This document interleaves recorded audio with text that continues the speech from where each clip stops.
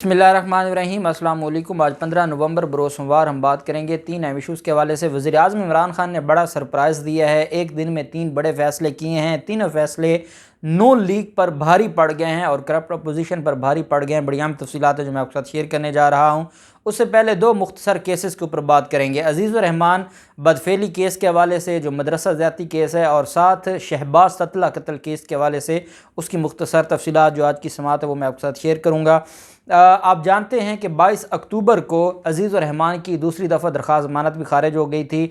ये साबिक़ रहनुमा जमीयत उलमा इस्लाम फ़ेक के और मदरसा ज़्यादती केस में ये जेल में गए थे।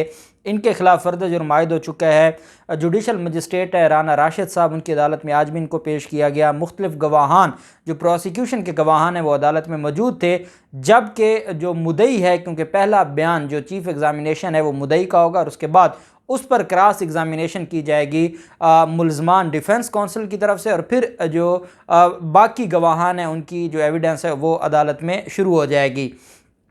आज मुदई मौजूद नहीं था और मुदई अदालत में पेश नहीं हुआ। अदालत ने 29 नवंबर के लिए मुदई को तलब कर लिया है और अदालत ने कहा है कि मुदई अदालत के रूबरू पेश होकर अपना बयान कलमबंद करवाए और फिर उसके बाद केस आगे चलेगा। तो 29 नवंबर तक मुफ्ती अज़ीज़ुर रहमान की जो केस है उसमें उसको पेंडिंग किया गया है, क्योंकि ये जेल में है और जेल में ये जितना अरसा जेल में रहेगा, जो मुदई कौंसल है या मुदई फ़रीक है उनका हमेशा ये होता है कि जब उसकी पोस्ट अरेस्ट बेल खारिज हो जाए मुलज़म की, तो फिर वो ट्रायल को डिले करते हैं ताकि वो लंबा अरसा मुलज़म जेल में ही रहे। दूसरी तरफ जो मामला है और ये है शहबाज ततला कत्ल केस का। एडिशनल एडवोकेट जनरल पंजाब थे शहबाज ततला और SSP मुफख्खर अदील, ये दोनों दोस्त थे और फिर इनकी दोस्ती दुश्मनी में बदली। SSP मुफख्खर अदील ने अपने दोस्त असद भट्टी और अपने खानसामा के साथ मिलकर कत्ल किया। कत्ल करके लाश को टुकड़े टुकड़े करके तेज़ाब में महलूल करके बहा दिया गया। आज अदालत में 2 गवाहान पेश हुए। जज शबरेज़ अख्तर राजा साहब हैं, एडिशनल सेशन जज साहब हैं, उनकी अदालत में समाअत हुई और 2 गवाहान ने अपना चीफ़ एग्ज़ामिनेशन आज मुकम्मल किया। इसमें काफ़ी गवाहान हो चुके हैं और चंद एक गवाह रह गए हैं। अदालत इस केस को 2-2, 3-3 दिन की तारीखें देकर केस को वाइंड अप कर रही है।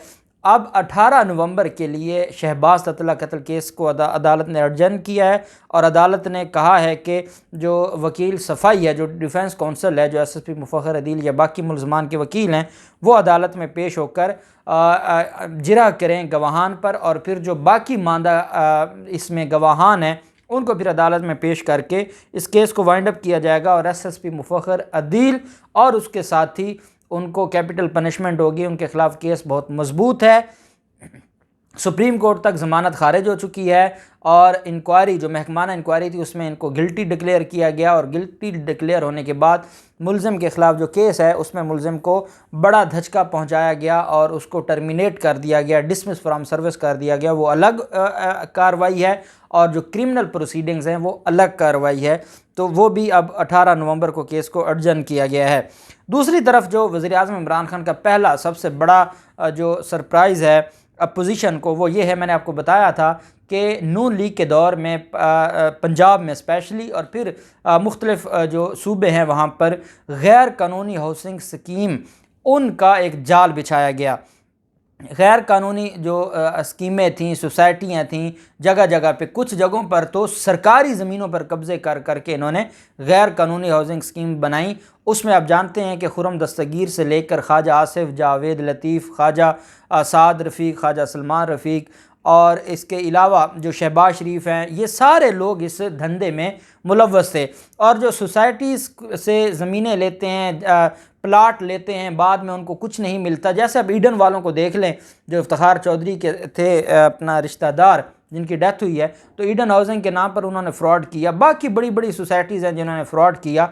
अब सोसाइटीज़ के केस अदालतों में जाते थे, पेंडिंग रहते थे और सोसाइटीज़ को कोई अलग से इदारा नहीं था पूछने वाला, और वो लोग जो इन जाली सोसाइटियों से, गैर कानूनी सोसाइटियों से, स्कीमों से, जो हाउसिंग स्कीम्स थी उनसे उनके जो एग्रीव्ड थे उनको रिलीफ नहीं मिलता था। गैर कानूनी हाउसिंग स्कीमों को कानूनी दायरे कार में लाने के लिए कमीशन बनाया गया और उस कमीशन का सरबराह कोई और नहीं है बल्कि साबिक रिटायर्ड जज हैं सुप्रीम कोर्ट ऑफ पाकिस्तान के अजमत सईद शेख। अजमत सईद शेख साहब वो जज हैं जो पनामा पेपर केस में भी जज थे।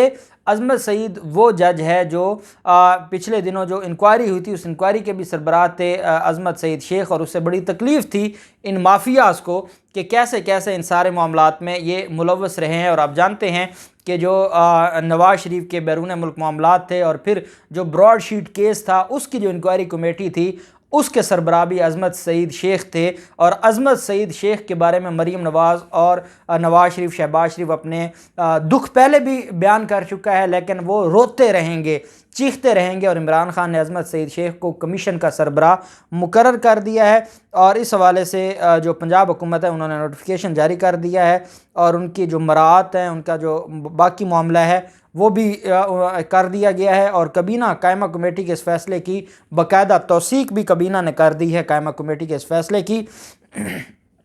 जो साबिक वज़ीर आज़म नवाज शरीफ हैं उनके ख़िलाफ़ केस में जो बेंच था उसमें अजमत सईद शेख साहब अहम उसका हिस्सा थे। दूसरी तरफ जो वज़ीर आज़म इमरान खान ने जब इत्तेहादी जमातों को अपने साथ मिला लिया और इत्तेहादी जमातों को जो राज़ी कर लिया ईवीएम के हवाले से और ओवरसीज़ पाकिस्तानियों को जो हक़ के वोट है वो देने के हवाले से, तो उनको राज़ी करने के बाद वज़ीर आज़म इमरान खान ने आज बड़ा धचका लगा दिया है करप्ट अपोजिशन को। और करप्ट अपोजिशन के लिए ये जो 48 घंटे हैं ये इंतहाई भारी हैं। बुध को जो पार्लियामेंट का मुश्तरका इजलास है जो पिछले हफ्ता पोस्टपोन किया गया था और इस पर इन्होंने बड़ी खुशियां मनाई थी। मरीम नवाज़ ने कहा था कि जिहाद कैसे पोस्टपोन हो गया, कैसे इल्तवा किया गया और कहा गया कि अब ये मामला हमेशा हमेशा के लिए दब गया है, ईवीएम का अब ख़त्म हो गया है, 2023 का इलेक्शन वही ठप्पा माफिया वैसे ही इलेक्शन होगा। बड़ी बातें सुनाई गई थी, लेकिन एक हफ्ता भी नहीं गुजरा और वज़ीर आज़म इमरान खान ने और हुकूमत पाकिस्तान ने सारे मामलात को बेहतर करने के बाद पार्लियामेंट का मुश्तरका इजलास बुला लिया है। बुध को 12 बजे दिन ये इजलास होगा और उस इजलास में 8 बिल्स पेश किए जाएंगे और उसमें जो अहम बिल है वो ईवीएम का है और ओवरसीज़ पाकिस्तानियों को हक़ देने का है। वज़ीर दाखिला ने आज के इजलास के बाद जो प्रेस कॉन्फ्रेंस की है उसमें कहा है कि MQM और काफ लीग हमारे साथ हैं और बड़ी कोशिश की है शहबाज शरीफ और बिलावल जरदारी ने उनको ख़रीदने की, उनको ओहदों बड़े बड़े ओहदों का लालच देकर बहुत कुछ किया है। लेकिन ये बात जानती है MQM भी और काफ लीग भी कि वो सिर्फ़ और सिर्फ जो काफ लीग के साथ माजी में नून लीग ने किया सारी दुनिया जानती है, जो MQM के साथ बिलावल ने किया वो भी सारी दुनिया जानती है। वो कभी दोबारा इन पर ट्रस्ट नहीं करेंगे और इनके लालच में नहीं आएंगे और वो हुकूमत को सपोर्ट करेंगे इन 2 बड़े बिल्स के हवाले से। मैं समझता हूँ कि बुध के दिन 12 बजे 2 बड़ी अहम डेवलपमेंट्स होने वाली हैं। एक तो डेवलपमेंट है कि 12 बजे मरीम नवाज़ के केस की समाअत होगी और दूसरी ये है कि 12 बजे जो पार्लियामेंट का मुश्तरका सेशन है वो शुरू होगा और ये मामला अब जो फैसला कुन मरहले में पहुंच गया और इमरान खान ने जो इनको चोट लगाई है ये थोड़े से रिलैक्स हो गए थे कि हमने ब्लैकमेल करना शुरू कर दिया है, हमें NRO मिल जाएगा, हम प्रेशराइज़ करेंगे। इन्होंने कमेटी बना दी, खुर्शीद शाह एक्टिव हो गए, MQM के साथ भी वो मुलाकातें करने बैठ गए, वो काफ लीग के पास पहुंच गए। अल्टीमेटली इनको जो बड़ा फेलियर हुआ है और बड़ा इनको नाकामी हुई है। हुकूमत जब सेटिस्फाई हुई है तो हुकूमत ने सेटिस्फाई होने के बाद मुश्तरका पार्लियामेंट का जो इजलास है उसको बुला लिया है। अब वज़ीर आज़म पाकिस्तान में अगर कोई बड़ी डेवलपमेंट हो या कोई बड़ा इशू हो और वज़ीर आज़म पाकिस्तान उस पर खामोश रहें, ऐसा हो नहीं सकता।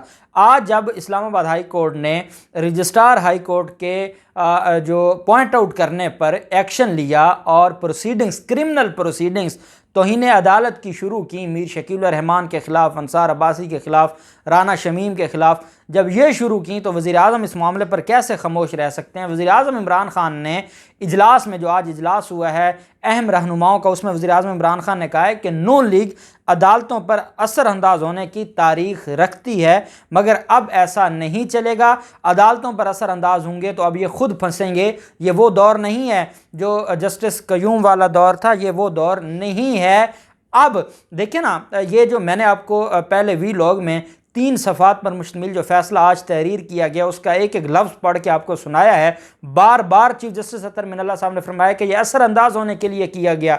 असर अंदाज अदालती कार्रवाई पर असर अंदाज होना भी अज खुद तौहीन अदालत है। और इनको अंदाज़ा नहीं है कि ये मामला कहाँ जाएगा। ये मामला भी इनके हाथ से निकल गया है। इन्होंने जो बदमाशी करनी थी, जो इन्होंने फसाद करना था, वो कर लिया है। अब मामला इनके हाथ से निकल गया है। यही वजह है कि अब ये हीले बहाने कर रहे हैं और अब इनके हीले बहाने चलने वाले नहीं हैं। वज़ीर-ए-आज़म इमरान खान ने कहा है, इस मामले पर वज़ीर-ए-आज़म इमरान खान ने बैरिस्टर शहजाद अकबर, बैरिस्टर अली ज़फ़र साहब से कानूनी नुकात पर ब्रीफिंग भी ली है।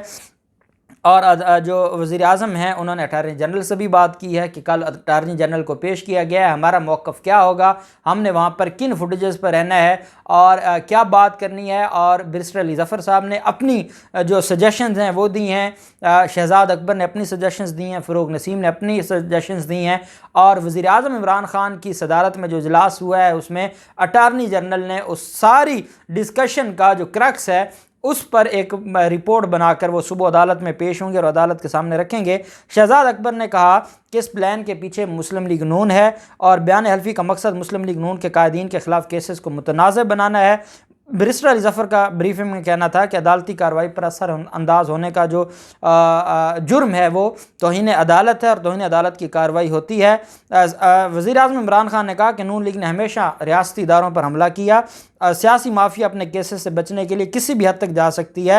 नून लीग इस मामले में खुद फंसेगी, मामला अदालत में है, वही इसको देखेगी। और अटारनी जनरल को कहा है कि आप बड़े ज़बरदस्त तरीके से जो हुकूमत को रिप्रेजेंट करें, रियासत को रिप्रेजेंट करें और अदालत को बताएं कि कैसे अदालती निज़ाम पर, अदालती केसेस पर और इदारों पर हमला करते हैं ये लोग और कैसे ये इन सारे चीज़ों में मुलव्वस होते हैं। पहले लंदन में बुलवा के वहाँ से ये एक बयान हल्फी लिखवाते हैं, फिर उस पर ये पूरी जो ब्रिगेड है करप्ट माफिया की ये उस पर शुरू हो जाती है। तो अब वज़ीर-ए-आज़म इमरान खान ने कहा है कि अटारनी जनरल से कहा है कि वो जाएं और इस्लामाबाद हाई कोर्ट को उन सारे मामलात के हवाले से असिस्ट करें। मैं समझता हूँ मामला बड़ा दिलचस्प हो गया है। चाहे वो कमीशन के सरबराह बनाया जाना है अज़मत सईद शेख को, चाहे वो मुश्तरका पार्लियामेंट का इजलास होना है, या वो कल के इशू पे वज़ीर-ए-आज़म इमरान खान का सबसे राय लेकर जो अटारनी जनरल है उनको ब्रीफिंग देना और उनको रिपोर्ट तैयार करवाना, ये सारी चीज़ें इतनी अहम हैं कि नून लीग पर ये भारी पड़ने वाली हैं और इंशाअल्लाह इनका वक्त अंजाम आ चुका है। अल्लाह पाक पाकिस्तान गामी और नासिर हो। बहुत शुक्रिया। अल्लाह हाफ़िज़। पाकिस्तान जिंदाबाद।